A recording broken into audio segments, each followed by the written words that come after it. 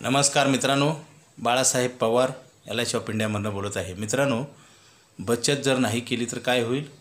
खर्च वाढत जाईल आणि आपलं उत्पन्न पण आपल्याला पुरणार नाही, म्हणून आपण कर्ज काढतो।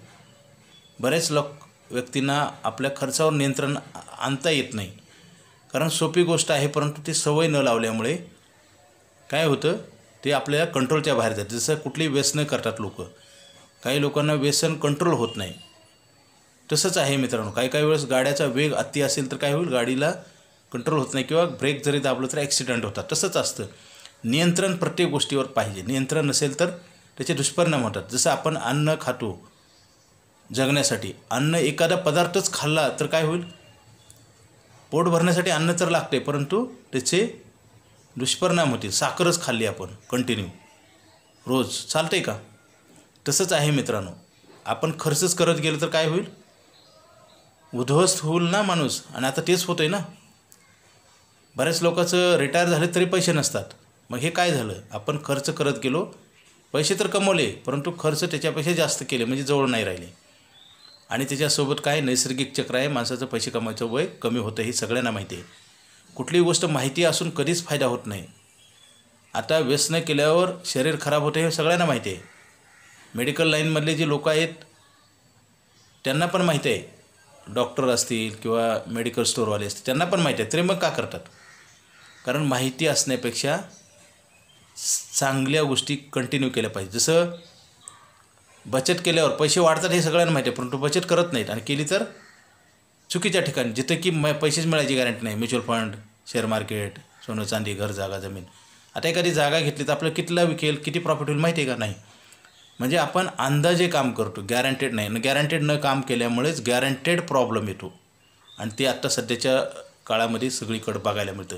आता सरकारच्या नोकऱ्यात पेन्शन नाही, मग पेन्शन प्लॅनच आपण घेत नाही, म्हणजे एखादी सुविधा पुढे भविष्यात नाही त्याचं आपण प्लॅनिंग करत नाही, किंवा त्या गोष्टीविषयी आपण एकदम पाठ फिरवतो किंवा दुर्लक्ष करतो, आणि मग ते तर वेळ येणार आहे।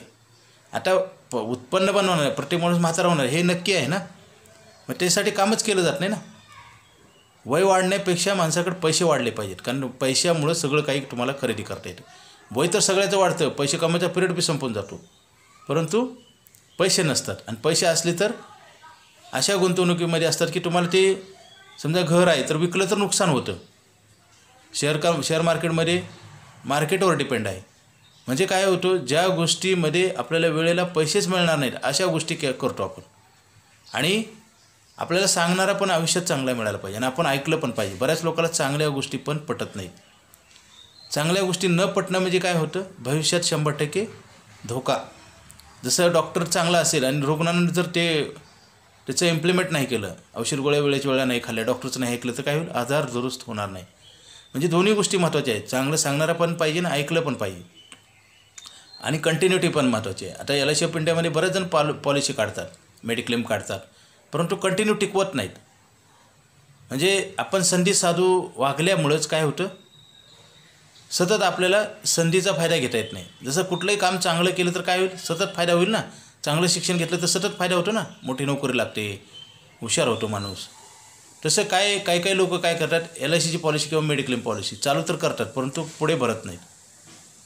मग असं केल्यामुळं काय होतं, तात्पुरता फायदा मिळतो, आणि पुन्हा मग ते गोष्टीचं महत्त्व कळतं। आता मेडिक्लेम पॉलिसीमध्ये सुद्धा असंच आहे, बरेच लोक एखादा क्लेम घेतात आणि परत पॉलिसीच रिन्यू करत नाहीत, किंवा त्यांना काय वाटतं, झालं संपलं, आता पुढचं पुढे बघू। काय होते, पुढचं पुढे बघू म्हणून तर माणूस खड्ड्यात जातो। कारण आपण प्रवास करताना, फोर व्हीलरमध्ये ड्रायव्हिंग करताना आपण सतत पुढे बघतो का नाही? आपण जेवढं काळजीपूर्वक बघू आणि जेवढं काळजीपूर्वक ड्रायव्हिंग करू, तेवढं आपलं आयुष्य सुरक्षित राहील का नाही प्रवास? तसंच आहे, ज्यावेळेस तुम्ही पैसे कमवता, उत्पन्न किती असू द्या त्याचा काही संबंध नाही। जसं जेवण किती केलं ह्याला महत्त्वाचं नाही, पचन किती झालं, आणि वेळेच्या वेळेला पण महत्त्व आहे। जरा तुम्हाला 10-15 दिवसाला एकदा जेवायला दिलं तर काय होईल, किती चांगलं अन्न असू द्या, वेळेला महत्त्व आहे मित्रांनो। म्हणून तर म्हणतात ना, कुठलीही गोष्ट वेळेला महत्त्व आहे, वेळेला खूप महत्त्व आहे, आणि वेळ महत्त्वाची कळाली पण पाहिजे, त्यावेळेस आपण निर्णय घेऊन इम्प्लिमेंट पण केलं पाहिजे। बरेच लोक काय करतात, वेळ गेल्यावर काम करतात, मग त्यांना नुकसान होतं।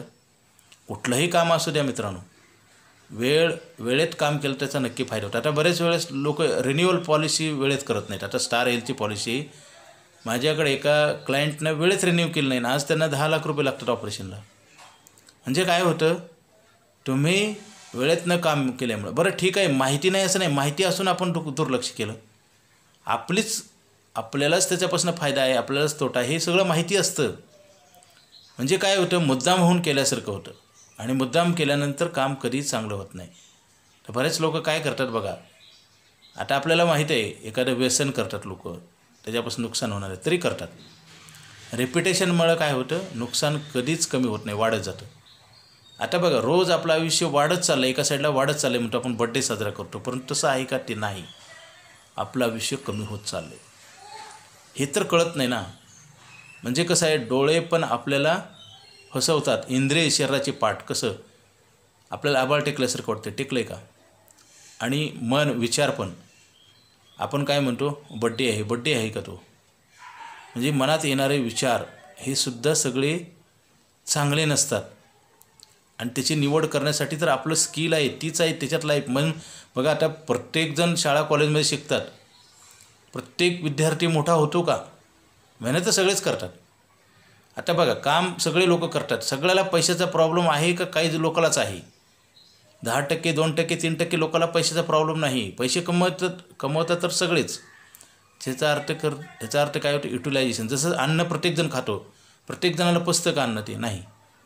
तसं आता ह्या काही गोष्टी आपल्याला माहिती नसतात, परंतु काही माहिती असून आपण टाळत असतो. पैसे लागणार आहेत, कोणी देणार नाही हे माहिती आहे, परंतु आपण ठेवत नाही. मग काय होतं, त्याची गॅप तयार होते ना, आणि तीच गॅप आपल्याला त्रास व्हायला लागतो. आपण काय करतो, चांगल्या गोष्टीला आपण टाळटाळ करतो. आणि आता सांगणारे पण तसेच लोक आहेत. आपल्याला चांगलं सांगणारा व्यक्तीच पटत नाही, हा दुर्दैव आहे आता सध्याच्या काळामध्ये. ह्यालाच कलियुग म्हणतात.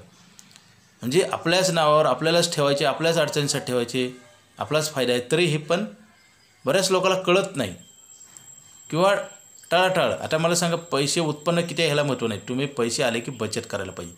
आणि LIC ऑफ इंडिया ही सरकारची संस्था आहे मित्रांनो, धोका नाही, भीती नाही, इथं कसल्याच प्रकारचं भीती नाही. आणि ग्रोथ होते. जसं आपण एखादा बिझनेस तुम्ही चालू केला तर त्याच्यात भांडवल टाकतं, आपण सगळे खर्च करतो, कामगार असतात, आपलं चालू असतं सगळं खर्च, पण इन्कम चालू असतं का. काही धंद्यामध्ये माणसं यशस्वी होत नाहीत, आपण पाहतोय ना, सगळंच करतात प्रयत्न, कारण बिझनेस सेटल व्हायला वेळ लागतो. परंतु LIC ऑफ इंडियामध्ये पैसे टाकले की मिळायला चालू होतात. नुसतं मिळतात नाही मित्रांनो, पुढचे पैसे लिहून दिले असतात. असं कुठं होतं का, मला सांगा. व्यवसायामध्ये चमत्कार होतो का कधी, व्यवसाय टाकल्या भरपूर जोरात चालला, असं कदाचित होत नाही, कदापि होत नाही. परंतु LIC ऑफ इंडियामध्ये पैसे टाकले की वाढायला लागतात आणि पुढचे पैसे लिहून दिलेले असतात. मॅजिकल प्रॉडक्ट म्हणतो आपण त्याला. हे मॅजिक कळत नाही बऱ्याच लोकांना. आता मला स्वतःला सेवा विकास कोऑपरेटिव्ह बँकेने लोन दिलं नव्हतं मित्रांनो, 50,000, आता 50 लाख रुपये लोन मिळते. हे मॅजिक आहे, 20 वर्षामध्ये हे घडलं.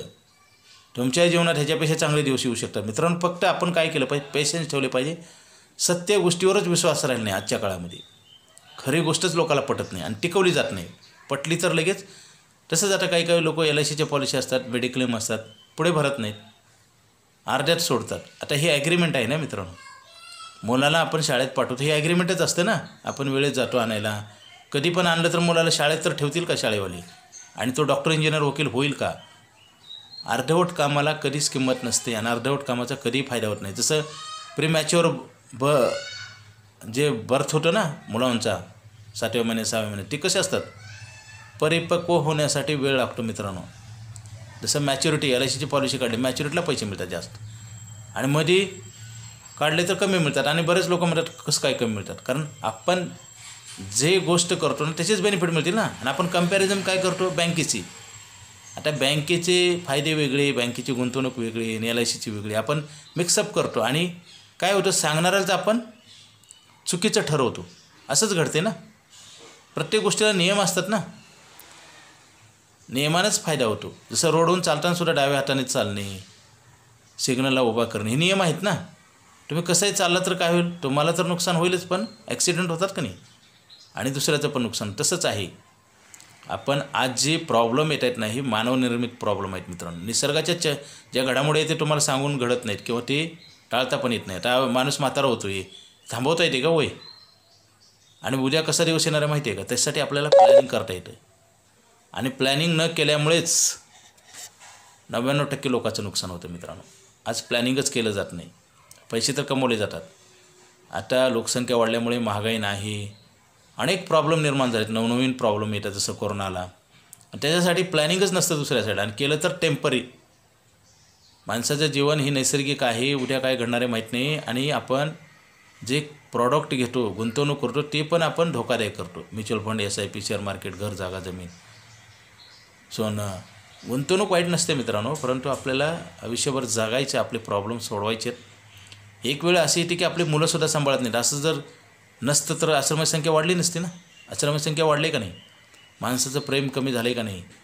2 महिन्याच्या बाळाला आपण कुठं नाही कुठं ठेवून करतो, त्याला मुक्की घेतो, त्याचा प्रेम करतो. त्यांनी काहीच केलं नाही आपल्याला. आणि आईवडिलाला आपण करतो का असं? हे सध्याचं चित्र पहा ना मित्रांनो. मग असं काय होतं? त्याच्या पाठीमाग काय कारणं आहेत? आणि त्या कारणं दूर केल्याशिवाय तुमचा हा प्रश्न दूर होणार नाही. आता कोणी बोलू किंवा न बोलू, पण पैसे तर लागणार आहेत ना. मग ते तर का ठेवले पाहिजे ना. आता सरकारी नोकऱ्यात पण पेन्शन नाही, महागाईने वाढते, पगार मिळत नाही, परमनंट नोकऱ्या नाहीत, व्यवसायामध्ये स्पर्धा आहे. हे सगळं असं अंधाधुंद प्रॉब्लेम वाढत आहेत आणि नवीन नवीन येत आहेत. आणि त्याच्यामध्ये आपण काय करतो? पैसे पण ठेवत नाही. 99% लोकांचा उत्पन्नापेक्षा जास्त खर्च आहे. चुकीची बचत, चुकीच्या ठिकाणी आपण पैसे ठेवतो. आणि काही काही वेळेस संस्था पण पळून जातात आणि मग आपण वेड्यासारखं होतो ना. असं काय होतं? केवळ आपल्या हातामुळे होतं मित्रांनो.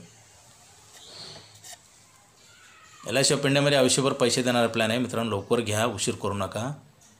जेवढ्या चांगल्या गोष्टी कराल तेवढं तुमचं हित आहे, सांगणाऱ्याचं नाही. उलटं होतं. जास्त चांगलं सांगितलं, जास्त वेळा सांगितलं की त्यांना वाटतं ह्यांचाच फायदा आहे. आणि भारत सरकारची संस्था आहे मित्रांनो. इथं धोका नाही, भीती नाही. लगेच हा प्लॅन घ्या. आणि हा आयुष्यभर पैसे देणारा प्लॅन आहे. अधिक माहितीसाठी मला फोन करा. माझा मोबाईल नंबर 9890468671. हा नाही लागला तर दुसरा एक नंबर आहे 9890768562. पवार बाळासाहेब. उशीर करू नका. चांगल्या गोष्टीला उशीर केला तर तुमचं नुकसान 100% होणार आहे. फक्त आज कळणार नाही, आणि जेव्हा कळेल तेव्हाच तुम्हाला काही करता येणार नाही. मेडिक्लेमच्या पॉलिसी वेळेत भरा, कारण जशी जशी जुनी पॉलिसी होईल तसं बेनिफिट वाढतात. आणि आपण जर ब्रेकअप पॉलिसी केली तर आपलं नुकसान आहे. कारण LIC ऑफ इंडिया आणि स्टार हेल्थ हे तुमचं नुकसान भरून काढण्यासाठी केलेले करार आहेत आणि फक्त प्रॉफिट लिहून दिलं आहे. कारण नुकसान कुठल्या बाजूने होईल सांगता येत नाही. आणि ते नुकसान प्युअरली तुम्हाला कुठला प्रश्न न विचारता लिहून दिलं जाते. रोडवर ॲक्सिडेंट झाल्यावरसुद्धा आपल्याला कोर्टात जावं लागते नुकसान भरपाई मागण्यासाठी, परंतु इथे अगोदर नुकसान लिहून दिले आणि फक्त प्रॉफिट. सतत पैसे वाढतात. म्हणून LIC ऑफ इंडियाची लाईफ टाईम मनी बॅक पॉलिसी घ्या. स्टार हेल्थचा मेडिक्लेम इन्शुरन्स करा. Okay, thank you.